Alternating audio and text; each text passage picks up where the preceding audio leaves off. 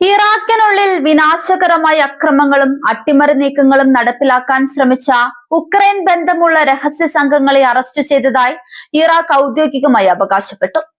മധ്യപൂർവേഷ്യൻ രാജ്യങ്ങളിൽ വൻ ചലനങ്ങൾ സൃഷ്ടിക്കാൻ പോകുന്ന ഈ വെളിപ്പെടുത്തലോടെ മേഖലയിലെ സുരക്ഷാ സാഹചര്യം കൂടുതൽ സങ്കീർണമായിരിക്കുകയാണ്.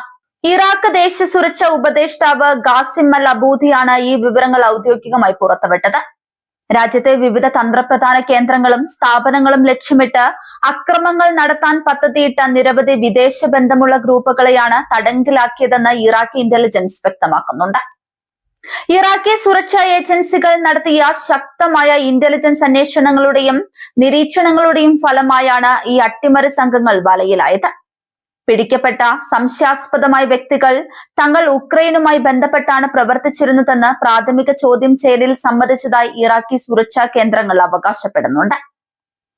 ഇറാഖിന്റെ ആഭ്യന്തര സുരക്ഷയ്ക്കും സ്ഥിരതയ്ക്കും വെല്ലുവിളി ഉയർത്തുന്ന രീതിയിലാണ് ഈ രഹസ്യ സെല്ലുകൾ പ്രവർത്തിച്ചിരുന്നത്. സാമ്പത്തിക സൈനിക പ്രത്യാഘാതങ്ങൾ ഉണ്ടാക്കുന്ന തരത്തിലുള്ള പ്രധാന കേന്ദ്രങ്ങളായിരുന്നു ഇവരുടെ ലക്ഷ്യമെന്ന് വിശ്വസിക്കപ്പെടുന്നു. എന്നാൽ ഈ വിദേശ ബന്ധമുള്ള സംഘങ്ങൾ ആക്രമിക്കാൻ ലക്ഷ്യമിട്ട നിർണായക സ്ഥാപനങ്ങൾ ഏതെല്ലാമാണെന്ന് വ്യക്തമാക്കാൻ ഇറാഖി അധികൃതർ ഇതുവരെ തയ്യാറായിട്ടില്ല. സുരക്ഷാ കാരണങ്ങളാൽ കൂടുതൽ വിശദാംശങ്ങൾ ഇപ്പോൾ വെളിപ്പെടുത്താനാകില്ലെന്നാണ് ഇറാഖ് ഭരണകൂടം നൽകുന്ന വിശദീകരണം. അതുപോലെ തന്നെ പ്രതികൾക്ക് ഉക്രൈനുമായുള്ള നേരിട്ടുള്ള ബന്ധം വ്യക്തമാക്കുന്ന തെളിവുകളോ രേഖകളോ പൊതുമധ്യത്തിൽ ഇതുവരെ ഇറാഖ് ഔദ്യോഗികമായി പുറത്തുവിട്ടിട്ടില്ല. ഈ വിഷയം അന്താരാഷ്ട്ര തലത്തിൽ വലിയ നയതന്ത്ര ചർച്ചകൾക്ക് വഴിവെക്കുന്ന ഒന്നായതിനാൽ വളരെ ജാഗ്രതയോടെയാണ് ഇറാഖ് നീങ്ങുന്നത്. ഈ വിഷയത്തിൽ സമഗ്രമായ അന്വേഷണം ഇപ്പോഴും തുടരുകയാണെന്ന് ഇറാഖി അധികൃതർ വ്യക്തമാക്കിയിട്ടുണ്ട്.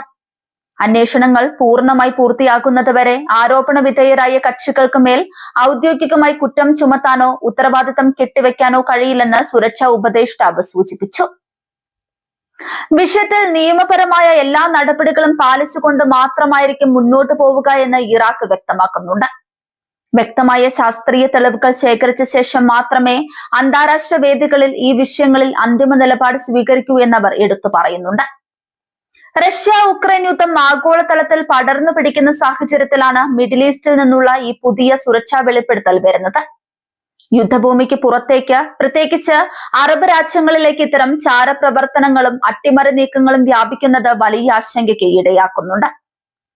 ഉക്രൈനുമായി ബന്ധപ്പെട്ട സെല്ലുകൾ ഇറാഖിൽ പിടിയിലായെന്ന വാർത്ത അന്താരാഷ്ട്ര തലത്തിൽ വലിയ ഞെട്ടലാണ് ഉണ്ടാക്കിയിട്ടുള്ളത്.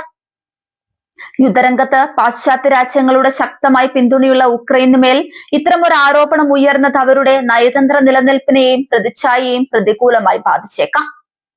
മധ്യപൂർവേഷ്യൻ മേഖലയിൽ ആധിപത്യം ഉറപ്പിക്കാനും തങ്ങളുടെ എതിരാളികളെ പ്രതിരോധിക്കാനും വിദേശ ശക്തികൾ ഇറാഖ് മണ്ണ് ഉപയോഗിക്കുന്നുണ്ടോ എന്ന സംശയം ഈ സംഭവത്തോടെ വീണ്ടും ശക്തമായിട്ടുണ്ട്.